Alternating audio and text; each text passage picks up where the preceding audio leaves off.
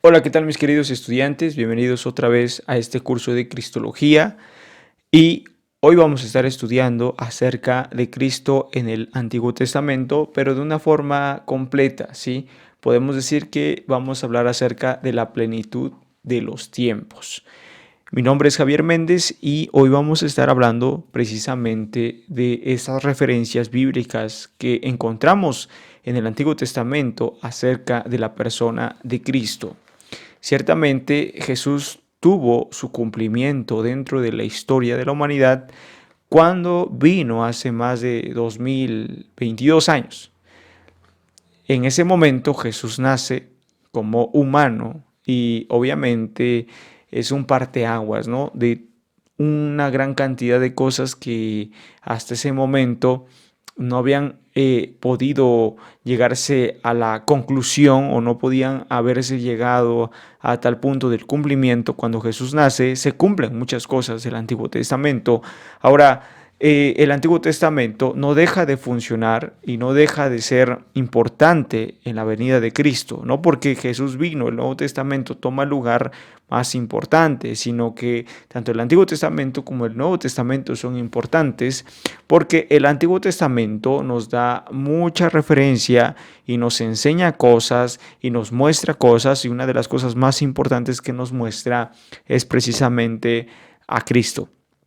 Todo el plan de redención, todo lo que Cristo, todo lo que Dios había planeado para Cristo se nos muestra en el Antiguo Testamento. Y quiero que veamos un texto bíblico para iniciar esta enseñanza que se encuentra en Génesis capítulo 3 versículo 15. Dice: y pondré enemistad entre ti y la mujer, y entre tu simiente y la simiente suya. Esta te herirá en la cabeza y tú le herirás en el carcañal. ¿Sí? Vemos precisamente que después, inmediatamente de la caída, lo que hace Dios es prometer a un Salvador. Prometer, dar la promesa de que vendrá alguien a rescatar, alguien que iba a poder herir, iba a poder conquistar, iba a poder luchar y vencer, ¿no?, al enemigo. Y precisamente como esta es la promesa madre, la principal promesa y la primer promesa que nosotros encontramos de Cristo, que iba a venir un Salvador a la tierra, de esta misma forma encontramos muchas otras referencias acerca de Cristo en lo que conocemos como la ley y también lo que conocemos como los escritos y los profetas. Entonces, cuando nosotros nos damos cuenta acerca de que Adán y Eva caen en pecado y obviamente la muerte pasa a todos los hombres, como dice la Biblia, nos damos cuenta que el hombre tiene la necesidad de ser redimido, de ser comprado, ¿sí?, de ser rescatado. Ahora, esto es porque Adán y Eva fallaron. Y podemos hacernos la pregunta, ¿por qué se hizo esperar tanto la redención? Bueno, ciertamente, después de que Adán y Eva fallaron, inmediatamente no vino Cristo, sino que Dios permitió que mucho tiempo pasase para el cumplimiento de los tiempos. Según Pablo capítulo 4 de Gálatas nos dice que cuando vino el cumplimiento del tiempo, Dios envió a su Hijo, nacido de mujer y nacido bajo la ley, para que redimiese a todos los que estaban bajo la ley. Ciertamente desde Adán hasta Cristo pasó un lapso de tiempo bastante considerable. Pero ¿por qué no lo hizo inmediatamente Dios? Bueno, Dios quizá no lo hizo inmediatamente, pero dio la promesa. Y no lo hizo precisamente para que el hombre se diera cuenta de la realidad de la malicia, del pecado. Sí, sabemos que lo bueno mejora, pero lo malo empeora. Y la muerte pasa a todos los hombres, y gracias a la promesa, las personas que vivían en el Antiguo Testamento podrían creer y podrían saber que vendría alguien a liberarlos, un Mesías, un Salvador, un ungido, ¿sí? Y también Dios hizo esperar, por así decirlo, la redención durante un lapso de tiempo considerable para que el hombre se diera cuenta que por sus propios esfuerzos y por sus propios méritos nunca iba a poder alcanzar una justicia correcta delante de los ojos de Dios. Es por eso que Dios hace una promesa y dice: voy a enviar a un Salvador. Y es en ese Salvador que somos salvos. Tanto los creyentes del Antiguo Testamento como los creyentes del Nuevo Testamento. Los creyentes del Antiguo Testamento tenían la confianza de que alguien iba a venir. Y los creyentes del Nuevo Testamento tenemos la confianza de que alguien vino a salvarnos. Toda la justicia que nosotros podamos recibir de parte de Dios se encuentra en la persona de Cristo. Ahora vamos a examinar estas cosas que nosotros encontramos en el Antiguo Testamento, algunas profecías por ahí que nosotros vemos. Esta es la primera profecía, esta es la profecía madre, por así decirlo. Sí, la primera profecía de Cristo en el Antiguo Testamento, que se encuentra en Génesis 3:15. Pero no es la única profecía, hay gran cantidad de profecías bíblicas. Otra de las profecías que nosotros encontramos se encuentra en Génesis capítulo 49, versículo 10. Dice la escritura acerca de Silo: no será quitado el cetro de Judá ni el legislador de entre sus pies, hasta que venga Silo, y a él se congregarán los pueblos. También encontramos una referencia en Números capítulo 24, versículo 17.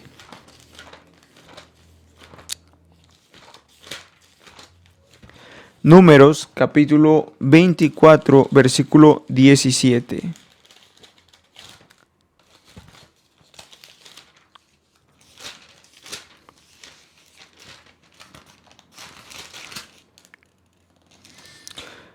Lo veré, mas no ahora, lo miraré, mas no cerca. Saldrá estrella de Jacob y se levantará cetro de Israel y herirá las sienes de Moab y destruirá a todos los hijos de Set. Es interesante porque en los tiempos en los que Moisés escribe esta revelación de parte de Dios, menciona la estrella, y en los tiempos antiguos la estrella era un símbolo de una divinidad, y nosotros estamos leyendo aquí que saldrá la estrella de Jacob, o sea, saldrá un personaje divino, un personaje, una deidad. Y para ese entonces las personas consideraban la estrella o el símbolo de la estrella como una persona o un Dios. Ciertamente Dios muestra este lenguaje para que nosotros nos demos cuenta que aquel que iba a venir pues poseía la naturaleza divina. Y si nosotros comparamos con esto lo que podemos ver en el libro de San Mateo, en su cumplimiento, cuando Jesús nace, cuando Jesús va a nacer, hay unos sabios del oriente, hay unos magos del oriente que seguían la estrella, seguían una estrella, y que esa estrella les estaba guiando precisamente donde iba a nacer el rey Mesías.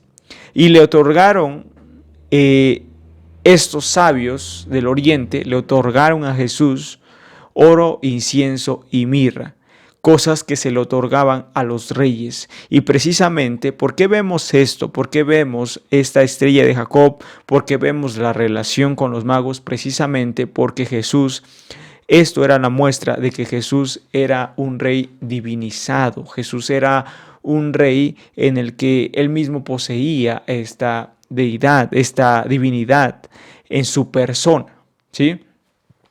Otra de las profecías que nosotros podemos ver en el Antiguo Testamento es Salmos capítulo 2, donde precisamente nos habla de su carácter mesiánico.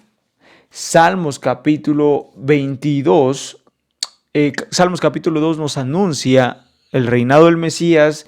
El capítulo 22 nos habla de sus padecimientos. El capítulo 110 nos habla de su eterno sacerdocio. Y también Isaías capítulo 7, versículo 14 nos habla de su nacimiento y su precioso nombre, que es Emmanuel.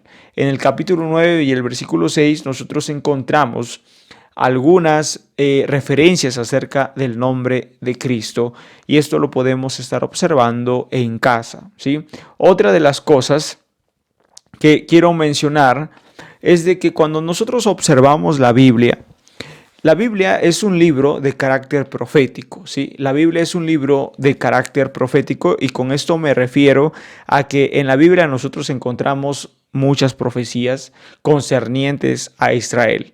Y dentro de estas profecías que son concernientes a Israel, encontramos precisamente las profecías acerca de la persona de Cristo. Y bueno, si ustedes se dan cuenta, la gran cantidad de judíos no creen en Jesús, no creen que Jesús sea el Mesías. Ellos no creen que este Jesús que vino sea el Mesías. Al contrario, piensan que Jesús llegó a ser una persona importante, llegó a ser una persona que vivía una vida correcta, pero realmente no cumplía las características para ser Mesías. Y se inventan una serie de cosas para decir, no, es que no cumplió esto, no, es que no cumplió aquello, pero realmente cuando nosotros encontramos las profecías bíblicas y las comparamos con el Nuevo Testamento, nos damos cuenta simplemente de algo, que todas aquellas profecías del Antiguo Testamento las encontramos precisamente en la persona de Cristo. Génesis 3:15, la estrella de Jacob, según lo que vimos en Números. Posteriormente vamos a estar viendo algunas otras referencias del Antiguo Testamento. Todas aquellas cosas se cumplen en la persona de Cristo, y precisamente por estas profecías es que nosotros creemos que Jesús es el Cristo, porque en Jesús se reúnen y se cumple toda palabra. Por eso, cuando nosotros observamos los evangelios, en unas partes, como Mateo capítulo 8, nos habla acerca de que Jesús sanó enfermos y limpió leprosos y resucitó muertos, y todo esto lo hizo para que la escritura se cumpliese. ¿Sí? Dice ahí, para que la escritura se cumpliese. El evangelio según San Mateo se dedica precisamente a muchas veces demostrar con las profecías del Antiguo Testamento el cumplimiento en las cosas y los hechos que Jesús hacía. Para que la escritura se cumpliese significaba, hay testimonio del Antiguo Testamento, y ahora en este presente Jesús está dando testimonio del Antiguo Testamento, ¿sí? Y por eso mismo nosotros entendemos que Jesús es el Mesías. Ahora, dentro del Antiguo Testamento encontramos otras profecías, pero también encontramos algo que conocemos como tipos. ¿Qué son los tipos? ¿Sí? Los tipos mesiánicos, lo conocemos como los tipos mesiánicos. Bueno, los tipos mesiánicos, o se le conoce a la palabra tipo a una situación, personaje o acontecimiento del Antiguo Testamento que tiene otra realidad en el Nuevo Testamento.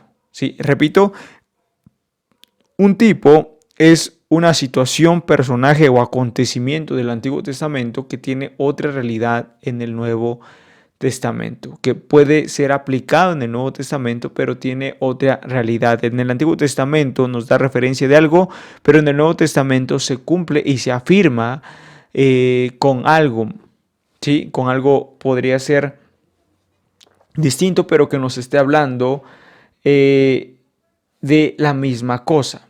Por así decirlo, un tipo de la persona de Cristo sería Adán. Adán fue nuestro representante legal, por así decirlo, nuestro primer representante, porque Adán era el padre de la humanidad y en Adán todos nos identificamos. Sin embargo, ese es un tipo de la persona de Cristo, ¿sí? Esa es una persona que nos muestra, que se nos muestra en la Biblia, dándonos referencia a aquel que iba a venir. Otro personaje fue José. En José nosotros encontramos la historia de que sus hermanos vendieron a José por cierta cantidad de plata, y también en el Nuevo Testamento se cumple algo similar en Cristo Jesús. ¿Por qué? Porque José es un tipo de Cristo, ¿sí? Es un personaje que nos habla en el Antiguo Testamento acerca de algo que le va a acontecer a Cristo. Otra de las cosas, o otro tipo, podemos encontrarlo por así decirlo, en la serpiente levantada en el desierto. Números capítulo 21, versículos 6 al 9, nos habla precisamente de esto. Quiero que veamos esto para que tengamos en cuenta lo que dice esta porción de la Escritura. Números capítulo 9, Números capítulo 21, versículo 6,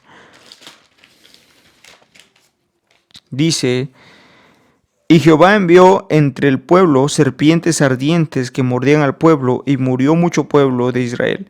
Entonces el pueblo vino a Moisés y dijo: hemos pecado por haber hablado contra Jehová y contra ti. Ruega a Jehová para que quite de nosotros estas serpientes. Y Moisés oró por el pueblo. Y Jehová dijo a Moisés: haz una serpiente ardiente y ponla sobre una asta, y cualquiera que fuere mordido y mirare a ella vivirá.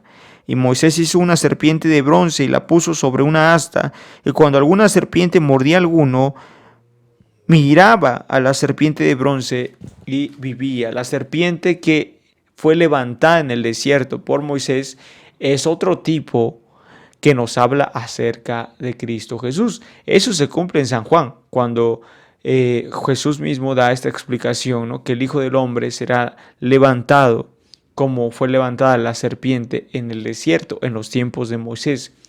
Porque precisamente en el Antiguo Testamento era una realidad de que si una serpiente mordía a otra persona, pues la persona moría. Pero si se levantaba una serpiente ardiente, y lo que Moisés hizo fue hacer una serpiente de bronce, cualquiera que mirara a la serpiente, a pesar de que era mordida, podía vivir. ¿Cómo podemos ver eso en la persona de Cristo? Precisamente por lo que dice 2 Corintios 5:21, que dice que al que no conoció pecado, por nosotros lo hizo pecado, para que nosotros fuésemos la justicia de Dios en él. Y con esto me refiero a que la serpiente era lo que estaba ocasionando la muerte para el pueblo. Y solamente una figura como serpiente era lo que podía salvar al pueblo cuando el pueblo lo mirara. Jesús es lo que hizo por nosotros. El pecado nos estaba matando. El pecado nos consumía. La paga del pecado es muerte. Entonces, lo que Dios hizo para salvarnos, para que tuviéramos vida, era que Cristo se hizo pecado por nosotros. ¿Sí? Con esto quiero decir de que la solución correcta fue el perfecto sacrificio de Cristo Jesús en la cruz del Calvario. Se hizo pecado por nosotros para que nosotros pudiésemos ser la justicia de Dios en Él, para tener la justicia de Dios. Ahora, quiero que veamos esto porque así como los israelitas veían a la serpiente para vivir, esta serpiente levantada, así la persona, el creyente, puede ver la cruz, puede ver a Cristo y puede vivir y puede ser salvo de todos sus pecados y sus errores. Encontramos grandes referencias de Cristo en el Antiguo Testamento. Y por último, quiero dar una referencia que es algo conocida, y es acerca del ángel de Jehová. ¿Sí? Otra figura destacada en el Antiguo Testamento que es importante, o por así decirlo, que figura mucho y que es presente en el Antiguo Testamento, es el ángel de Jehová. ¿Quién era el ángel de Jehová? Pues lo que conocemos como el ángel de Jehová, podemos decir que es un tipo también de Cristo. ¿Sí? Podemos decir que algunas personas, algunos teólogos han dicho que el ángel de Jehová hace muy buena referencia a la segunda persona de la Trinidad, que es Cristo. Que el ángel de Jehová en el Antiguo Testamento era Cristo mismo, era una cristofanía. ¿Qué es una cristofanía? Una manifestación corpórea de Cristo Jesús en el Antiguo Testamento. Ahora, no siempre que se menciona el ángel de Jehová nos habla acerca de la persona de Cristo, pero en muchas ocasiones, por lo menos vemos en 3 ocasiones, cuando se manifiesta el ángel de Jehová con principalmente con los papás de Sansón, con también que se manifiesta principalmente con Jacob cuando lucha con el ángel, y también vemos este desdoblamiento de Jehová en Zacarías cuando está el ángel de Jehová frente a Jehová y está Satanás acusando al sacerdote Josué. Ahora vemos esto en el Antiguo Testamento y podemos creer que en algunas ocasiones el ángel de Jehová se refiere precisamente a la presencia de Cristo Jesús en el Antiguo Testamento. No siempre, pero algunas veces sí es posible que, que el ángel de Jehová sea Cristo. Ahora, con esto no estoy diciendo que Jesús sea un ángel. Quiero decir que Jesús, o mejor dicho, que la palabra ángel en el Antiguo Testamento es la palabra malach, ¿sí?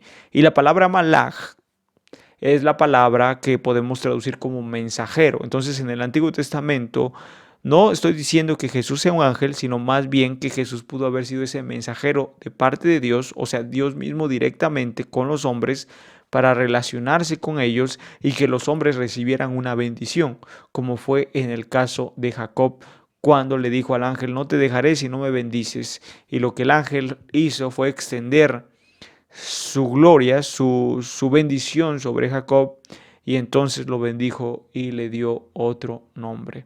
Nuestro Dios es sumamente asombroso. Entonces entendemos que el Antiguo Testamento nos habla bien y perfectamente de la persona de nuestro Señor Jesucristo. Muchas gracias por su atención, muchas gracias por estar aquí conectándose, y pues vamos a estar hablando más acerca de la persona de Cristo durante estas semanas. Espero que estemos conectados y si tienen alguna duda o una pregunta, no duden en hacérmelo saber, y para eso estoy, para poderles enseñar correctamente la palabra de Dios. Mi nombre ha sido Javier Méndez y espero que podamos vernos en esta semana. Dios les bendiga, nos vemos pronto.